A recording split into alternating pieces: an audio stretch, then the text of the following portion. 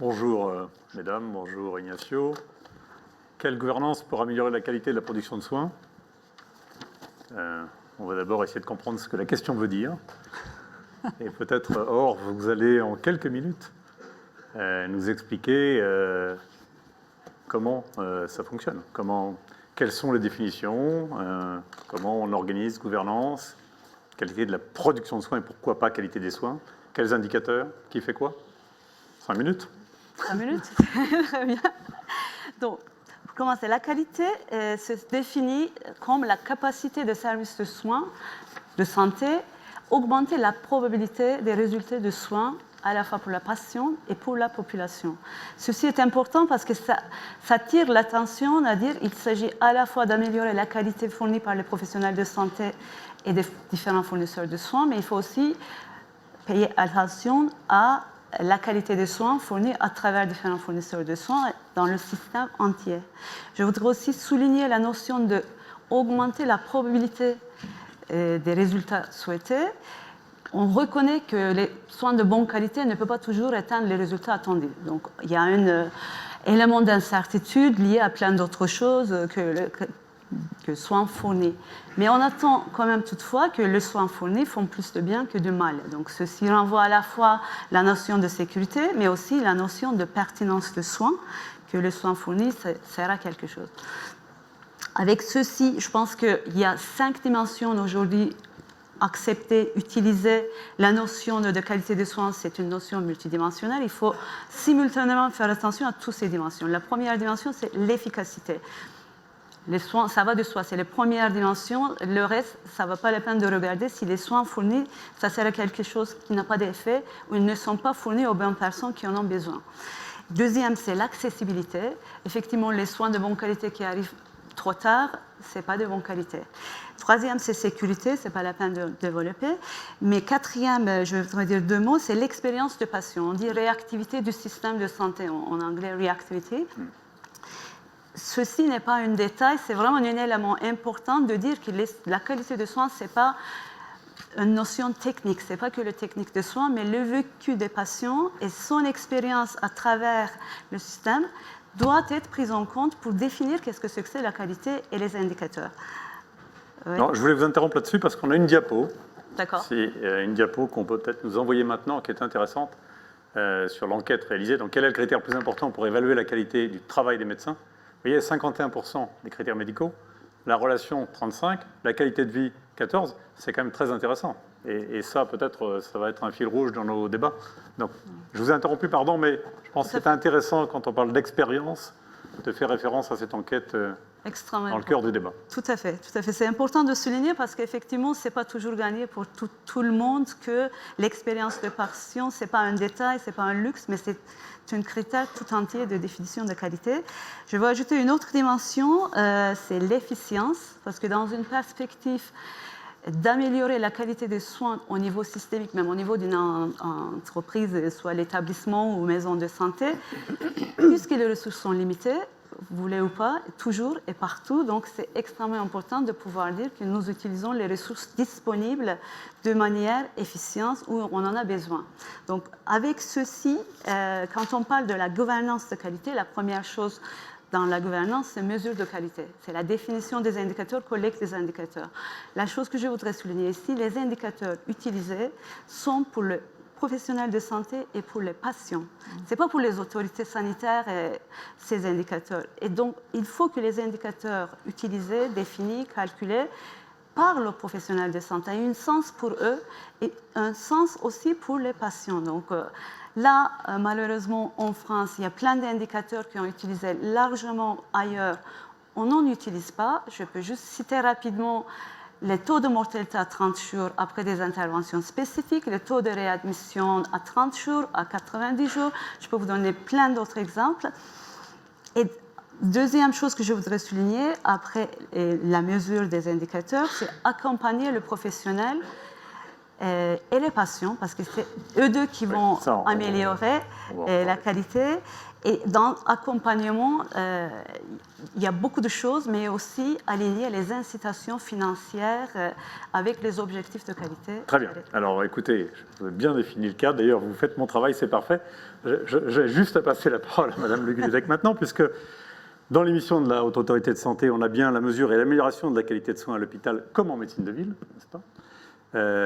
Alors, on me dit qu'un chirurgien britannique reçoit, je crois toutes les semaines ou tous les mois, un tableau de bord de ses indicateurs de résultats, performance, taux d'infection nosocomiale, reprise, etc. Pourquoi ces indicateurs existent aussi, bien sûr, en France, et vous les avez, au fond, et c'est un problème qui touche à ce que Mme Or disait à l'instant. Qu'est-ce qui nous empêche aujourd'hui de mettre en place ça sur le terrain, tout de suite, maintenant? C'est bien le rôle de l'AHS, non? Je vous remercie de me donner l'occasion d'expliquer ce qui existe, parce qu'il existe quand même beaucoup de choses en France et qui sont aujourd'hui utilisées. Par contre, il nous en manque, et on va essayer de comprendre pourquoi pour progresser. Alors, ce qu'on a, en effet, d'abord, j'aime bien votre façon d'aborder les indicateurs, c'est un outil. C'est un outil essentiellement dans les mains des professionnels de santé. Donc, c'est un outil dans une démarche d'amélioration de qualité. Il ne faut pas oublier cet objectif premier. Deuxièmement, qu'est-ce que nous avons en France? Nous avons beaucoup d'indicateurs par établissement. C'est vrai que c'est centré sur les établissements de santé, privés, publics, etc. Mais nous avons des indicateurs. Ça a été très longtemps des indicateurs de processus qui étaient recueillis par les professionnels dans les dossiers des médecins, des malades, et contrôlés par les ARS. Ils existent toujours, ils sont intégrés dans des processus de financement, par exemple. Ce que nous essayons, ce vers quoi nous avons bougé, parce que le temps médical est précieux, c'est d'essayer de trouver dans les bases médico-administratives des indicateurs de qualité qui aient quand même un sens. Alors, c'est déjà fait, il y en a. Par exemple, tous les établissements de santé reçoivent leur taux de complications thromboemboliques après une prothèse de hanche et de genou. C'est par entité géographique, c'est par établissement, ce n'est pas encore par individu, par chirurgien. Mais on verra que... Pourquoi c'est pas encore, mais on posera aussi la question à Mme Attol tout à l'heure. Tout simplement parce qu'on a... Pourquoi ça s'arrête dans l'administration de l'établissement? Ça s'arrête tout simplement parce qu'on n'a pas l'activité par professionnel de santé dans les établissements français. Nous ne l'avons pas. Elle n'existe pas dans les bases. Donc ça existe à partir du PMSI, par exemple.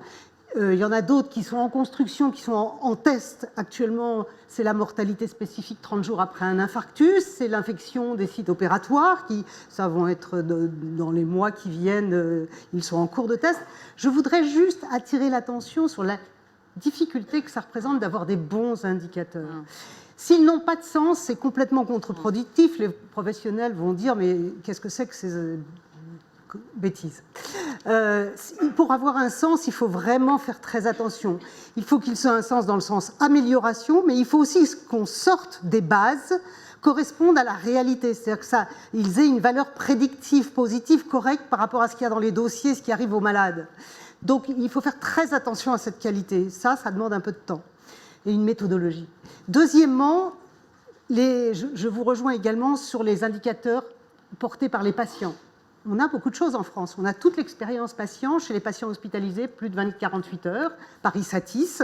On est en train de l'étendre. Ça donne des scores globaux, totalement transparents et publics. Il ne tient qu'aux établissements que ce soit rendu par équipe pour qu'elles se l'approprient. Là aussi, il faut suffisamment de réponses par établissement pour pouvoir les donner par équipe.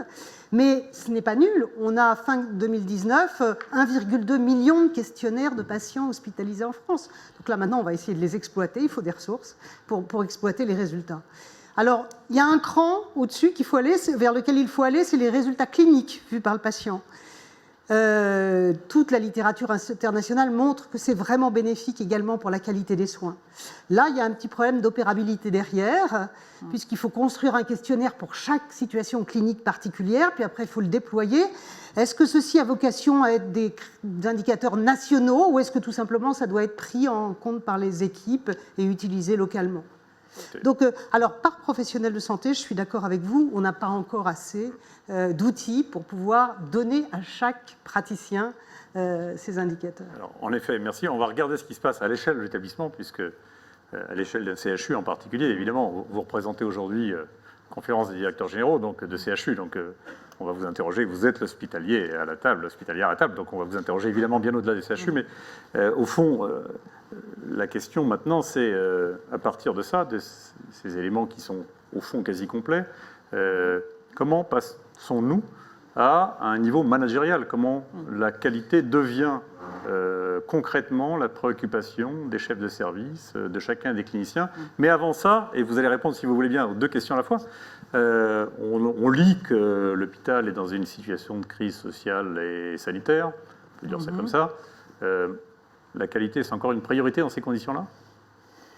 Oui, alors je vais commencer par répondre à la deuxième question. Oui, je pense. Effectivement, on entend beaucoup parler, il y a une médiatisation très importante sur ces sujets, notamment à l'occasion de la crise des urgences, mais régulièrement sur d'autres sujets, la situation des EHPAD ou d'autres cas particuliers. Effectivement, il y a des crises sanitaires, il y a des crises effectivement liées à la démographie médicale, aux inégalités territoriales, il y a des crises liées à certaines situations spécifiques. Celle des urgences est assez emblématique de la crise de notre système de santé.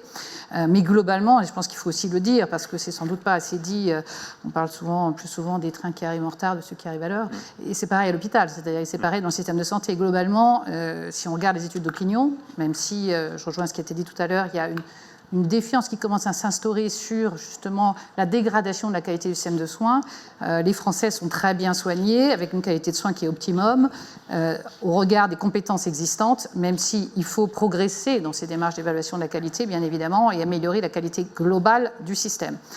Mais je pense que dans cette appréciation entre la situation de crise et de tension sociale, financière ou sanitaire qui existe et qu'il ne faut pas nier, qu'il faut traiter, il faut aussi relativiser avec la véritable qualité des soins qui est de prise en charge de nos patients et aussi le rôle des CHU, je me dois de le dire, d'innovation, de recherche qui porte aussi le système vers plus de qualité à travers les progrès thérapeutiques, les progrès technologiques et l'amélioration continue de la prise en charge de la qualité des soins dans nos équipes médicales et soignantes. C'est quand même un point très très important et rendre hommage aussi aux professionnels qui l'assurent au quotidien. Donc je pense que c'est un point tout à fait essentiel. Alors pour revenir effectivement aux indicateurs qualité et à la politique managériale effectivement de la qualité dans les établissements hospitaliers et particulièrement dans les CHU, bien évidemment, ces enjeux-là font partie intégrante de la politique managériale, font partie intégrante de nos projets stratégiques, des projets médicaux, qu'il s'agisse des services, des pôles ou des établissements, de nos projets de territoire aussi, puisqu'on va en parler, je pense aussi. C'est aujourd'hui la qualité, si on veut dépasser la démarche en silo et s'intéresser au parcours de prise en charge du patient et la qualité de la prise en charge tout au long du parcours du patient, il faut aussi évoquer ces indicateurs sur le parcours du patient. Et les services ont à disposition un certain nombre d'indicateurs. On sait mesurer l'activité par médecin ou par chirurgien aujourd'hui dans nos hôpitaux. Le PMSI permet de le faire. En revanche, ce qu'on n'a pas en routine, et ce qui pose un vrai sujet, au-delà des indicateurs qui sont fournis par établissement, par la HAS et par les directions hospitalières en routine, ce sont des indicateurs de résultats médicaux. Effectivement, si on prend l'exemple du taux de mortalité, je prends l'exemple du service de chirurgie cardiaque, qui est un excellent service au CHU de Rennes. Voilà, le taux de mortalité, il est suivi par les équipes de chirurgie cardiaque. D'ailleurs, ça n'a pas de sens de le suivre au niveau de l'établissement sans éléments comparatifs. Donc, ils alimentent une base nationale et européenne qui s'appelle EpiCard et qui permet de comparer les taux de mortalité. Et encore une fois, là aussi, attention, parce que si l'indicateur de mesure de la qualité doit être le taux de mortalité, ça n'a pas de sens. Dans la mesure où, je prends toujours l'exemple de la chirurgie cardiaque, on sait très bien que selon le recrutement, la typologie de patient pris en charge, l'âge du patient, ses caractéristiques, un taux de mortalité, ça ne veut rien dire. Oui. Dire qu'il a évolué à la hausse ou à la baisse, encore faut-il expliquer. Donc il faut manier avec beaucoup de précautions cette question des indicateurs dès lors qu'on s'intéresse aux résultats médicaux. Et là, il faut faire confiance. Et je crois que c'est le message aussi que je veux faire passer. Il faut faire confiance aux équipes de terrain, aux équipes médicales, aux équipes soignantes, et avoir aussi des démarches d'indicateurs décentralisés. Nous, au CHU de Rennes, on a mis en place une démarche de carte blanche au service, c'est-à-dire qu'il y a certes toute la politique qualité qu'on mène, en lien bien sûr avec la politique de certification, les indicateurs HS, etc. Mais on a dit au service, équipe médicale et soignante, dites-nous, vous, vos 5 priorités en matière de qualité. C'est quoi ? Et je vous prends l'exemple du service de maladies infectieuses. Il nous a sorti des objectifs qui ne sont pas du tout ceux auxquels on aurait pensé initialement. Donc je pense que c'est très important que ces démarches qualité elles soient appropriées par le terrain et qu'elles ne tombent pas d'en haut, que ce ne soient pas des démarches top-down, mais vraiment des démarches où il y a une co-construction par les équipes médicales soignantes, avec les usagers, avec les patients. Mon service de maladies infectieuses, il a dit que notre problème, c'est la nuit. Les patients se plaignent de ne pas dormir la nuit. C'est un vrai sujet à l'hôpital, la nuit. Vous faites comment? Ils sont réveillés tout le temps. Vous faites comment pour vous rejoindre? Comment on fait pour améliorer la qualité la nuit à l'hôpital? Voilà. Vous faites comment pour vous rejoindre? Parce que vous il faut les deux démarches. Il faut les deux démarches nationaux pour les établissements. Vous Alors, enquêtez auprès des équipes pour savoir quels sont les indicateurs. On n'enquête pas, on leur donne une carte blanche pour définir ce qui les intéresse. Comment tout ça se combine Les deux sont importants. Je crois que je vous rassure, même ceux qu'on produit à l'HAS, ils sont co-construits avec les professionnels et avec les patients. Globalement, c'est-à-dire qu'on ne les invente pas tout seul. Quand j'en parle avec Guy, il me dit, mais ce qui compte, c'est que dans une équipe, les praticiens se comparent, qui comparent leur taux de reprise, la consommation de poches de sang, les infections nosocomiales concrètement entre eux. L'acte managérial, il est par nature local. Exactement. Mais les deux, moi, je ne vois pas bien comment on gère tout ça. Les deux démarches sont compatibles et cohérentes. Il faut des démarches à la fois locales au sein des services qui sont spécifiques à chaque spécialité. Et effectivement, la HAS y travaille avec les sociétés savantes et c'est très bien parce qu'il faut aussi qu'on progresse dans ce domaine-là pour plus de transparence aussi, parce que ça reste parfois au niveau effectivement des services ou des sociétés savantes et c'est important qu'on communique sur ces résultats après qu'on les interprète avec toutes les précautions nécessaires et ce n'est pas du tout incompatible avec des démarches par établissement, voire par territoire, voire sur l'ensemble du système. Enfin, je crois que les deux démarches sont nécessaires et complémentaires. Je crois que ça dépend ce qu'on veut en faire aussi. Pour l'équipe, puisque beaucoup de choses reposent sur des équipes maintenant, il est en effet essentiel qu'il y ait une construction et une utilisation spécifique des indicateurs qui comptent pour eux. Et ce qu'on souhaite dans la certification, c'est se focaliser surtout sur cette démarche qualité. Les indicateurs, ils servent aussi aux patients, pour choisir un établissement. Ils servent aussi aux régulateurs pour des autorisations, pour des financements. Et donc là, ils doivent avoir d'autres qualités puisqu'il faut qu'ils soient nationaux. Et... Alors on essaiera de revenir d'ailleurs sur les incitations et la performance via le financement, mais peut-être avant, Ignacio Riego, vous allez nous parler du système espagnol qui est fondamentalement différent du nôtre, mais vous allez nous expliquer en quoi, et qui, comme c'était dit d'ailleurs précédemment, a des indicateurs de résultats dans les classements mondiaux qui sont excellents. On nous disait tout à l'heure que votre collègue italien disait que vous êtes deuxième selon l'indice Bloomberg. Ce système espagnol, il est un peu mystérieux pour nous puisqu'il y a à la fois un système NHS puis un système privé duplicatif à côté. Oui. La gouvernance de la qualité de la production, elle s'opère comment? Et en plus, il est régionalisé. Elle s'opère comment? Expliquez-nous comment tout ça fonctionne chez vous puisque vous avez de si beaux résultats. Well, before starting, thank you very much for having me here. Yeah, and Guy. We appear very good at the rankings. Donc nous sommes très bien classés, mais en Espagne, nous n'avons pas de système national de contrôle de la qualité. C'est la vérité. Donc il y a Françoise Rosette qui a parlé de la qualité qui est contrôlée par les régions, par les communautés. Et donc les inégalités, il y a des déséquilibres, il y a des inégalités, c'est terrible.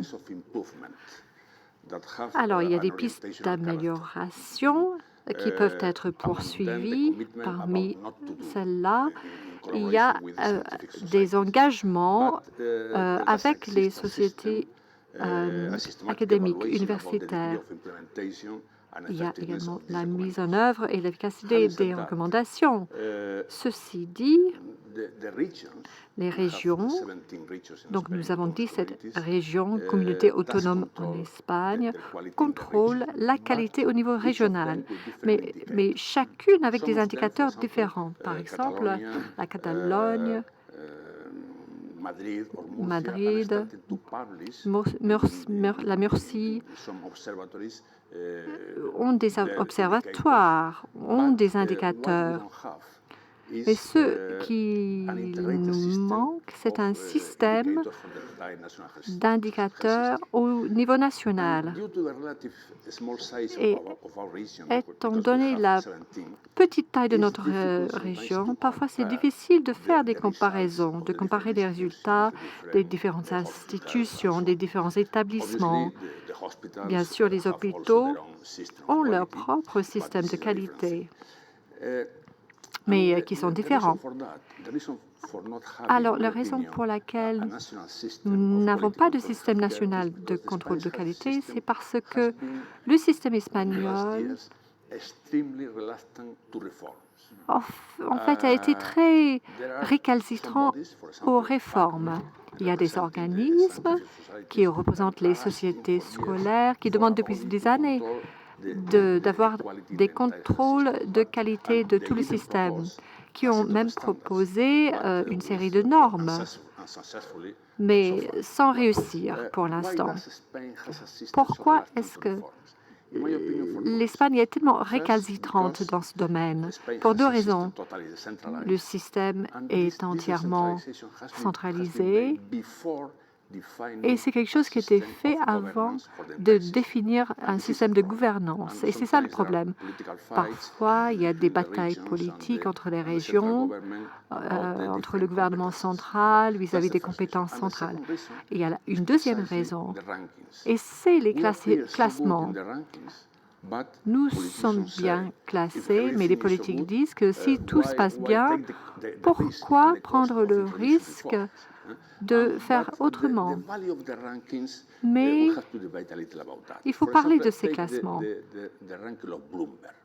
Si on prend le classement de Bloomberg et la question de l'efficacité, le dernier classement définit l'Espagne comme le système le plus efficace de l'Europe, voire du monde. Dans le rapport précédent, on était classé numéro 14. Qu'est-ce qui a changé? En fait, ils ne considèrent que deux choses. Rien ne lié aux patients, d'ailleurs. L'espérance de vie est considérée.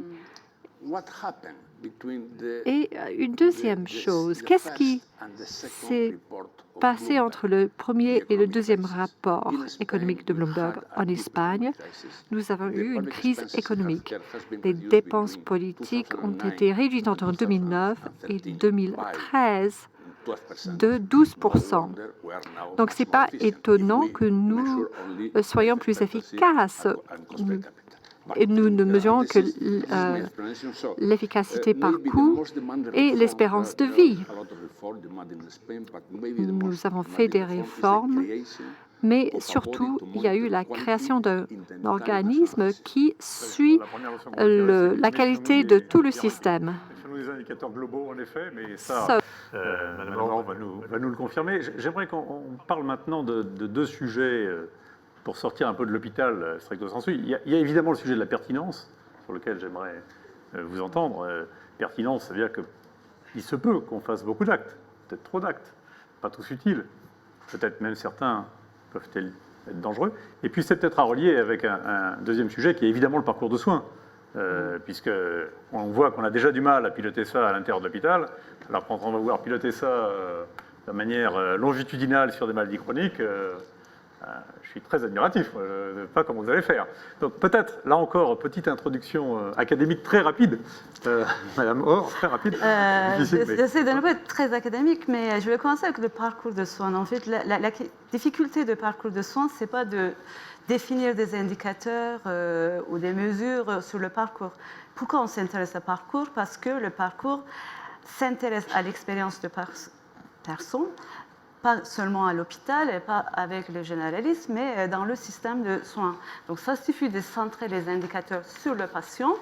En fait, les indicateurs existent. Et le patient, quand on parle d'expérience de patient, le patient n'existe pas. En fait, il y a des patients qui souffrent de diabète, il y a des patients qui ont cancer du sein, il y a des patients de ceci, cela, et des femmes enceintes qui ont aussi un parcours de soins de maternité, etc. Donc, en fait, c'est ce qu'on voit, en tout cas, qu'est-ce qu'on constate ailleurs. Les indicateurs se multiplient dans les 10 dernières années sur le parcours de soins parce qu'on fait de plus en plus attention sur l'expérience de patient, et ces indicateurs-là sont spécifiques. Il y a des enquêtes d'expérience de patients Certes, je félicite, je suis extrêmement contente qu'on a en France, on a commencé à avoir les indicateurs d'expérience des patients à l'hôpital, mais ça ne suffit pas. Et pour améliorer en fait les pratiques, il faut des indicateurs plus spécifiques. Il y a des indicateurs sur l'expérience des femmes qui ont un cancer du sein, il y a en maternité ou en diabète, etc. Et puis quand on... Aussi, je voudrais souligner l'importance, je sais que ce n'est pas le plus simple, je pense qu'il y a un manque en France, on compte beaucoup, c'est une politique globale récente, on compte beaucoup sur les données administratives pour dire qu'on va calculer les indicateurs de qualité avec ce qui existe dans les bases administratives, ça ne suffit pas. Il faut des enquêtes patients. Et je pense qu'en Europe, la France est un des rares pays, il n'y a pas d'enquête patient à grande échelle, systématique, ciblée et sur différentes patientèles. Je pense que c'est un manque. Alors, l'autorité de santé est interrogée. 2 sujets. D'abord, le longitudinal, vous allez vous y prendre comment? Peut-être pas un cadeau, ça. Hein. Non. Alors... Et deuxièmement, sur les enquêtes patients, vous avez un rôle, parce que c'est un peu dans vos missions. Oui, oui, tout à fait. Alors, sur le longitudinal, en effet, avec la CNAM, on nous a confié la construction de ces parcours et de ces indicateurs de parcours. Comme vous le dites très bien, pourquoi? C'est parce que c'est là que ça pêche pour les patients et les usagers du système. Hein. C'est parce qu'ils n'arrivent plus à s'y retrouver et que le cloisonnement monstrueux entre ville-hôpital, entre système de soins et médico-social, voire social, est tellement complexe pour eux qu'ils n'arrivent plus à s'y retrouver. Donc en fait, c'est à partir de ce besoin des patients qu'on est en train de construire déjà des guides, c'est les professionnels qui les construisent. Encore une fois, nous, on apporte nos compétences méthodologiques et la légitimité de mettre tout le monde autour de la table, parce que là, il y a beaucoup de monde. Hein. Il y a la ville, il y a l'hôpital, il y a la pluriprofessionnelle, il y a les patients. Donc, ça fait beaucoup de monde à mettre d'accord. Et là, je pense que c'est quand même un outil de décloisonnement important. On va ressortir ce qui pêche le plus pour les patients, de façon à savoir ce qu'il faut améliorer et donner aussi aux professionnels de terrain des boussoles et aux régulateurs des outils de mesure. Alors, ce qu'on a fait, c'est qu'on a choisi, avec les CNP et avec la CNAM, 13 CNP, dites ce que c'est, CNP. Des organisations professionnelles par spécialité, qui sont les CNP. Et on a choisi 13 parcours qui sont un peu emblématiques parce qu'ils ont des gros enjeux de santé publique, soit centrés sur des pathologies, soit centrés sur des populations, comme les personnes âgées ou les personnes handicapées. Voilà, et nous sommes en train de construire d'abord les guides de ces parcours, puis ensuite trouver les indicateurs de ce qu'il faut améliorer. Après, ça, ce n'est qu'une étape, parce qu'après, tout le travail sera régional, c'est-à-dire c'est les ARS et les professionnels, et par le biais de toutes les organisations, qu'elles soient en ville, CPTS ou à l'hôpital ou on espère commune, de s'approprier tous ces indicateurs. Justement, c'est une bonne question et j'allais vous passer la parole, parce que quand on passe au niveau régional, d'abord le CHU a un rôle régional, bien sûr. On appelait ça des CHRU jadis, n'est-ce pas? Il y a maintenant l'organisation des GHT qui fait que, en termes de gouvernance, le CHU va avoir un rôle accru, qui fait peur d'ailleurs, et d'ailleurs on a vu, monsieur le maire de Saint-Raphaël nous expliquer tout à l'heure quelles limites ça pouvait avoir. Ça effraie aussi les libéraux qui voient là une emprise du CHU. Donc il y a une question de gouvernance qui est quand même assez présente. Mais s'agissant de la qualité, précisément, comment concrètement vous pensez pouvoir mettre en œuvre ce qui est conçu par la HAS concrètement, de manière efficace sur le terrain, à la fois proche des patients et proche des équipes hospitalières et de ville? C'est pas simple. Tout à fait. Alors, bon, il y a évidemment des enjeux de gouvernance, etc., mais on pourra en reparler. Mais je crois que pour être très concrète et sans attendre les travaux effectivement qui sont en cours et que je salue de la HAS avec l'ensemble des professionnels sur ces indicateurs au parcours, on peut avancer très concrètement sur la mesure d'indicateurs pertinents aussi, parce que je reviens à cette question de pertinence de l'indicateur par rapport aussi aux spécificités des enjeux du territoire, parce que je pense que c'est important. Et là, les méthodologies, évidemment, de la HAS nous y aideront, mais avec quelque chose de ce qui est simple, d'ailleurs, que propose la HAS dans le cadre des préparations à la certification, que sont les méthodes des patients traceurs. On a dans notre groupement hospitalier de territoire, dans le CHU, avec 10 autres établissements hospitaliers, et nous travaillons aussi avec des EHPAD, donc avec le médico-social, à titre d'exemple, sur la filière des personnes âgées, définie à partir de nos 15 filières de soins du projet médical, une quinzaine d'études de patients traceurs. Ensuite, parcours du patient, et on évalue à chaque étape du parcours les points de rupture. On définit ensemble les indicateurs qui nous paraissent être des indicateurs pertinents pour évaluer la qualité du parcours de prise en charge du patient, et c'est géré par les professionnels. Et ça permet une appropriation, et c'est du concret, parce que finalement, à travers d'un dossier de patient, alors c'est certes pas généralisé l'ensemble des patients, ni du CHU, ni du GHD, du groupement hospitalier de territoire, parce que le fond du sujet aussi, et ça je voudrais y revenir, parce que c'est vraiment un élément majeur qui freine le déploiement de l'utilisation d'indicateurs qualité à l'échelle d'un territoire, qu'on soit d'ailleurs de la ville, de l'hôpital, privé ou public, c'est la question des systèmes d'information. On en a quand même beaucoup parlé ce matin, et c'est très juste. Aujourd'hui, on a quand même une vraie usine à gaz dans nos systèmes d'information qui ne communiquent pas entre eux. Donc si on veut arriver à déployer de manière massive des indicateurs d'analyse de parcours, de la qualité, etc., encore faut-il qu'on ait des systèmes d'information qui communiquent. On ne les a même pas aujourd'hui, ou pas toujours, rien que pour les transmissions de comptes rendus médicaux, où la messagerie sécurisée n'est pas généralisée partout. Donc ça là, sur ce sujet, il y a quand même ce levier-là du système d'information et du numérique, parce que c'est lié bien sûr aux outils numériques de dossiers patients, qui sont tous différents, à la ville, à l'hôpital, entre hôpitaux, etc. Si on n'investit pas massivement, et là je rejoins tout à fait ce que disait Dominique Pont ce matin, sur le numérique, on le fait au CHU de Rennes et en Bretagne, où on est assez en avance sur ces sujets-là, on n'arrivera pas, on pourra vouloir faire toutes les évaluations que l'on souhaite sur les parcours ou sur la qualité, on aura un blocage au niveau des systèmes d'information. Ou sinon, ça sera du temps enlevé aux soignants et aux médecins pour remplir des tableaux de bord, etc. Donc, on a un vrai sujet sur ce volet-là. C'est vraiment un levier majeur de changement sur les indicateurs. Alors, peut-être regardons, parce que pour le coup, le caractère régionalisé du système espagnol peut peut-être apporter une solution, si tant est, malgré ce que vous avez dit tout à l'heure, Ignacio. Vous avez un système duplicatif, donc il y a à la fois des organisations privées pour lesquelles les assurés consomment l'essentiel de leurs soins de spécialité et hospitaliers en privé, et puis vous avez un système public. Dans certaines régions, la région a confié par délégation la gestion privée de ces établissements publics. Est-ce que là, on y a défini des indicateurs de qualité intégrés? Est-ce qu'on a su y résoudre les questions toujours délicates de système d'information? Quelle expérience pourriez-vous nous apporter sur ce sujet, le cas échéant, ou finalement, c'est pas mieux?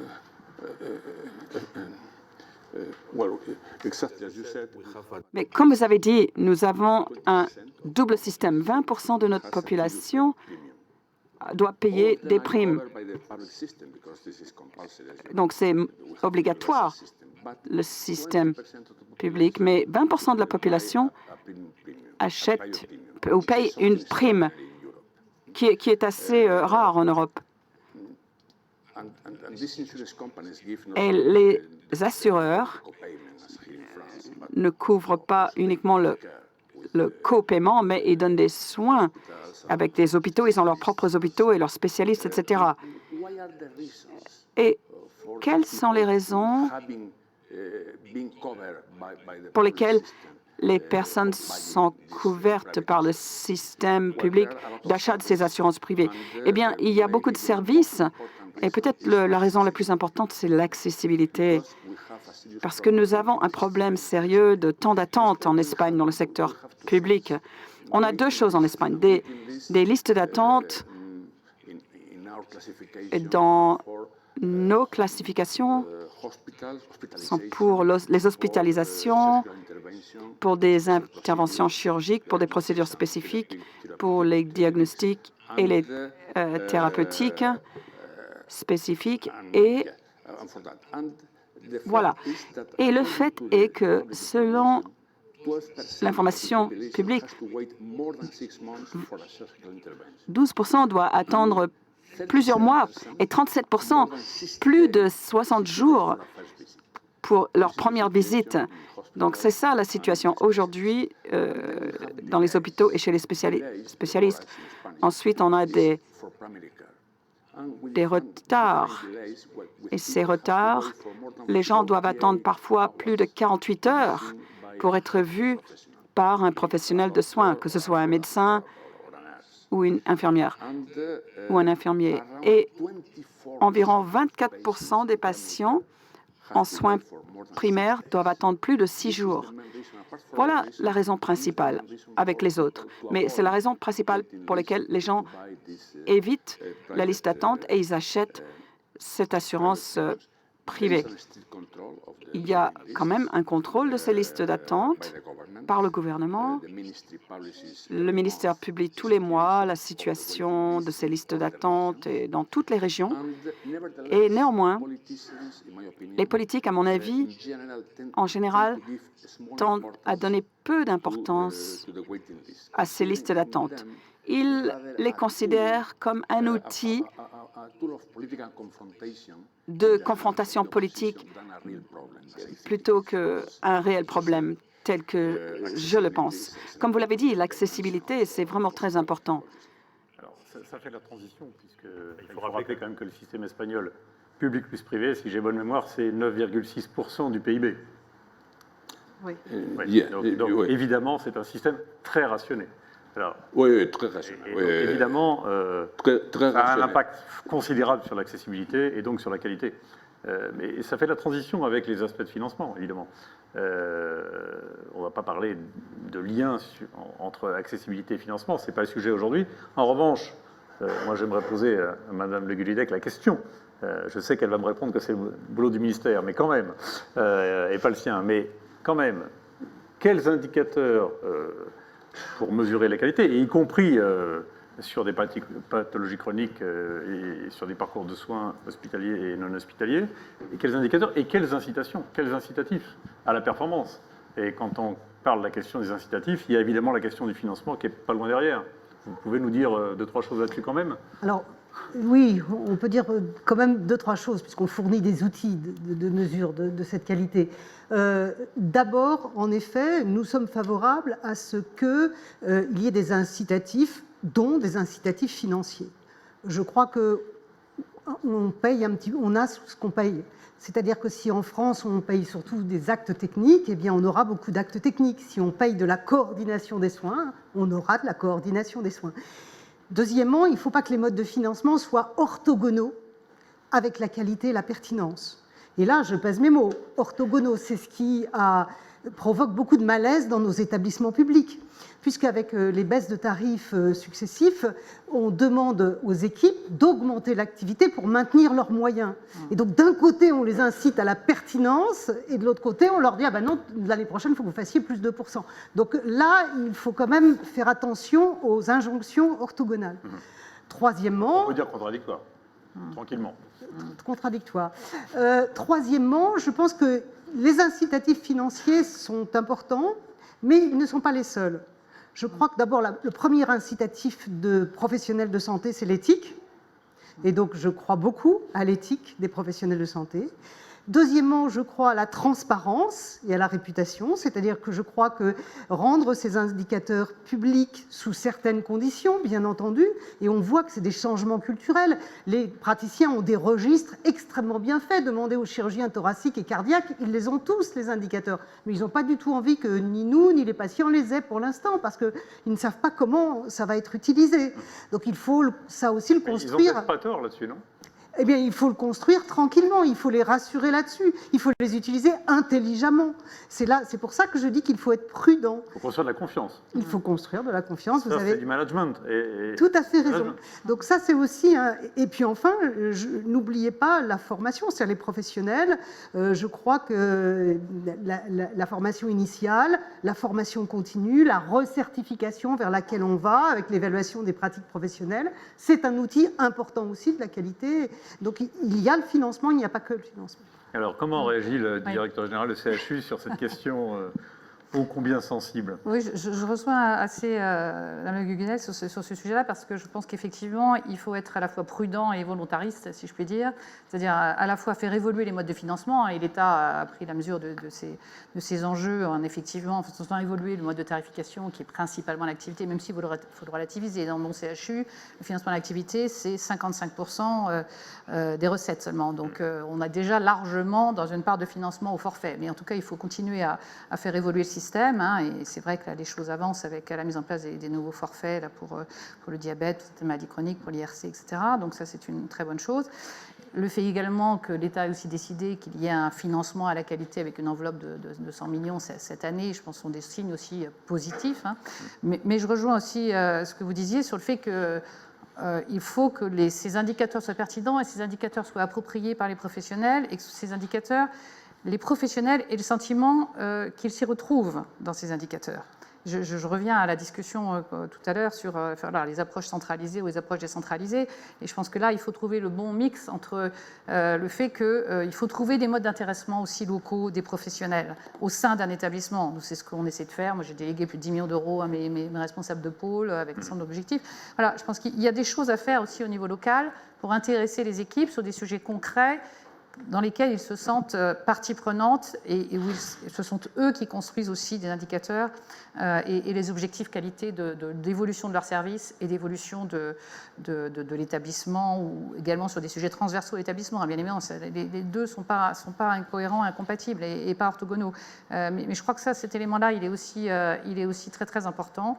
Et ça renvoie encore une fois au système d'information que j'évoquais tout à l'heure.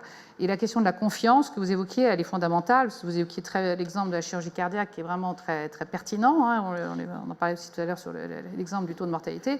Voilà. Est-ce que c'est aussi opportun, mais là c'est une question de politique de santé, de mettre sur la table de la presse nationale, etc., les taux de mortalité? Je ne sais pas, parce que s'ils ne sont pas explicités, s'ils ne sont pas accompagnés d'éléments d'analyse de ce que veulent dire ces chiffres, et là, c'est très complexe. Et on sait bien que dès lors qu'on communique sur le plan médiatique, on simplifie à l'extrême. Avec ou sans vous, quand même. Voilà, c'est sur le marché avec ou sans vous. C'est très dangereux aussi. Donc là, je pense qu'il y a aussi un travail sur la manière dont on doit communiquer sur les indicateurs, notamment lorsqu'on va vers des résultats médicaux, l'analyse de résultats médicaux. Et là, on rentre vraiment sur des problématiques méthodologiques, voire scientifiques, et d'analyse aussi des résultats qui sont quand même très, très complexes. Pour faire écho à une table ronde précédente, plus on inclut le patient en amont, plus on a de chances d'être compris quand même, non? Oui, tout à fait. Mais les patients aussi, sur une question comme l'analyse d'un taux de mortalité d'un service, je ne suis pas sûre qu'ils voient les résultats par rapport à leur prise en charge individuelle. Et je ne suis pas sûre que sur le plan méthodologique, ils soient en mesure Enfin, il faut l'expliquer. Hein. Je ne dis pas qu'il ne faut pas l'expliquer aux patients, mais en tout cas, un taux global sur un service, encore une fois, je pense, ne veut rien dire. Ne veut rien dire. Ouais. Sur un patient pris individuellement, évidemment, par rapport à sa pathologie et par rapport à son résultat médical, c'est fondamental de pouvoir expliquer les raisons d'une complication ou d'une prise en charge qui a conduit à une hospitalisation ou à une problématique de prise en charge. Mais très, très honnêtement, mais il faut que les deux soient bien mesurés et analysés en amont. Mais vous pouvez faire confiance un peu plus. Mais bien sûr, on fait confiance. Je ne sais pas, mais cette question, vous avez dit la même chose aussi. La question de bons indicateurs, c'est vrai qu'en France, on est beaucoup dans la prévention de trouver bons indicateurs. On passe beaucoup de temps. On en a quand même. On en a. Ouais, ça prend beaucoup plus de temps. Quand mais je ne vais pas minimiser, c'est ce qu'on fait en France. Mais quand on regarde... Pour l'activité. Pas pour les résultats. En ce qui concerne médicaux. le résultat, l'expérience, on en est très loin. Et comme vous dites... Quand on ne fait pas les choses bien, la presse, ils le font. Ils prennent le taux de mortalité sans ajuster, ils le balancent, ils font des palmarès. Mais je pense que c'est mieux de cadrer cette communication avec des indicateurs ajustés. Je pense que les patients ils peuvent entendre que les taux de mortalité liés à la sévérité des prises en charge. Les établissements meilleurs, ils ont d'ailleurs le plus élevé taux de mortalité, etc. etc. Donc, je pense que cette histoire des indicateurs, on peut être plus relax et plus communicatif, et puis c'est craindre moins. Je pense que le problème, c'est plus question de confiance, parce que je suis tout à fait d'accord sur question de dire que les indicateurs doivent venir des professionnels de santé, il faut les écouter avec les patients, intégrer ça, mais en même temps, on a besoin d'une certaine appropriation de ces expériences locales par le système de santé. Je pense que c'est l'articulation. Un mot, importance de la qualité de ces indicateurs pour qu'ils aient du sens, au sens amélioration de la qualité, et donc qualité des bases et des systèmes d'information qu'on utilise. Il faut que le dossier patient communique, parce que des bases médico-administratives ne suffisent pas. Et puis, y aller doucement. Une culture de qualité, ça n'a pas le temps politique, c'est un temps culturel, de changement culturel. Alors justement, et ce sera votre mot de la fin, en moins d'1 minute chacun, on n'a pas totalement traité, au fait, on est un peu tourné autour de la gouvernance. Qu'est-ce qui vous paraît, en un mot chacun, et chacune des chacun, important de faire pour avancer sur cette question de la gouvernance, de la confiance et du management? Vous voulez commencer? Je n'ai pas bien compris la question. Vous parlez de la gouvernance du système ou de la gouvernance des équipes de production de soins? les deux, mais aussi des équipes. bien Dans sûr. sa qualité. Je crois que c'est justement cette tension qu'on a décrite ce matin entre ce qui doit être national, les dispositifs d'incitation, et puis tout ce qui est initiative locale, appropriation locale, construction locale, qui est majeure, parce que c'est là que ça se crée et c'est là que ça s'utilise. Très bien. Merci, Madame Anatole. Le principe de la confiance, moi, je pense que c'est très important, effectivement, dans les équipes. La co-construction avec les équipes des indicateurs et la co-construction avec les patients. Je n'oppose pas les patients aux équipes, au contraire. D'ailleurs, la co-construction, elle doit être globale. Et on évalue déjà la satisfaction des patients, mais il faut sans doute aller beaucoup plus loin dans les questions méthodologiques et de systèmes d'information qui nous permettent de produire des indicateurs. Donc, confiance et appropriation par les acteurs. Je pense que c'est vraiment le mot-clé pour la réussite de la gouvernance. Donc, c'est là-dessus que vous êtes engagé de la aujourd'hui à Rennes. Oui, tout à fait. Madame On Or, la essaye. vision de l'économiste là, sur tout ça, vous l'avez dit un peu sur la confiance, mais dites-nous encore quelques Ok, mots là-dessus. pour être économiste de la table, donc je voudrais juste reprendre l'importance d'aligner les incitations de qualité avec les incitations économiques. Vous avez dit très très bien, on ne peut pas attendre les équipes de faire bien s'ils perdent de l'argent ou si ce n'est pas apprécié par la direction parce que avec la TE2A, on a réduit 3 les de séjour, le tarif va baisser, etc. etc. Donc c'est extrêmement important d'identifier le bon pratique, qu'est-ce que le bon qualité, qu'est-ce que le bon indicateur. En fait, le financement vient souvent à la fin. On essaie de soutenir une bonne pratique de qualité. Avec l'intelligence, c'est pas en donnant des indicateurs de là-haut et puis un financement qui va avec sans écouter qu'est-ce que ça résonne dans l'établissement ou dans les pratiques quotidiennes des professionnels de santé. Ignacio, I would say that de quoi avez-vous rêvé là, pendant l'entretien que vous aimeriez emporter avec vous demain? Dans cette réunion, Oui. bon, je suis très. Il m'a intéressé. Sorry, I was very interested in what the German speaking person said. Le monsieur allemand, de ce qu'il a dit sur un groupe de normes au niveau fédéral. Je pense que ça, c'est très important pour le système dans son ensemble. Merci à toutes et à tous.